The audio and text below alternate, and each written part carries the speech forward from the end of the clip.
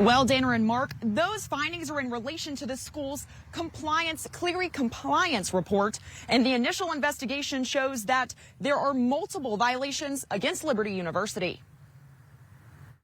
For years, Liberty University failed to keep its campus safe and repeatedly violated the Clery Compliance Act, according to a new report from the Washington Post.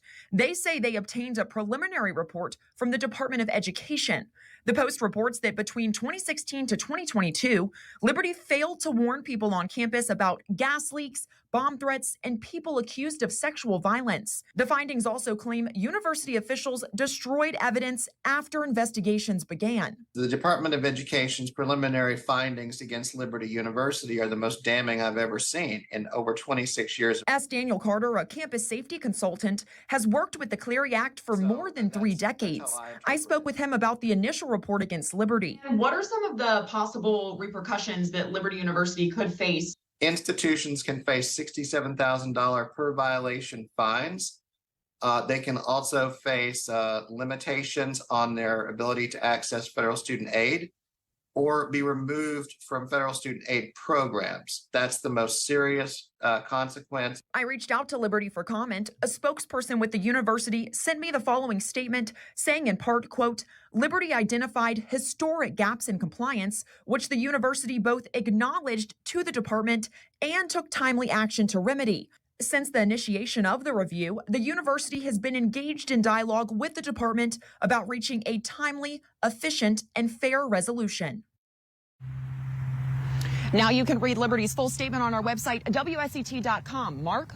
And Kelsey, it is really worth noting that this report is only preliminary and it's not final. What would happen next? That's right, Mark. So Liberty has actually challenged that initial report. So the Department of Education has to take that challenge into consideration before they release the final report. However, Carter tells me it could take months to even years before that final report is released. Back to you. Now, according to the Post, the DOE's report cites an alleged rape committed by a former Liberty president that was not entered into a daily crime log. The report does not name which former president, though. And I reached out to former LU president Jerry Falwell Jr. Is that you as former president of the university? That was the first I'd heard of it, so I have no idea what that's about. It's definitely not me. Any idea who these allegations could be about? What do you know about your time when you were presiding over the university? I never heard allegations like that about anybody. As a matter of fact, I never heard any of the allegations that Liberty was not complying with the Clery Act or not reporting crimes properly until after I left Liberty. Falwell tells me he has not read the Department of Education's preliminary report yet, and the findings come as a surprise to him. Now, I have been reaching out to the Department of Education for months now to get the report through the Freedom of Information Act. I originally submitted a FOIA request for that report in July.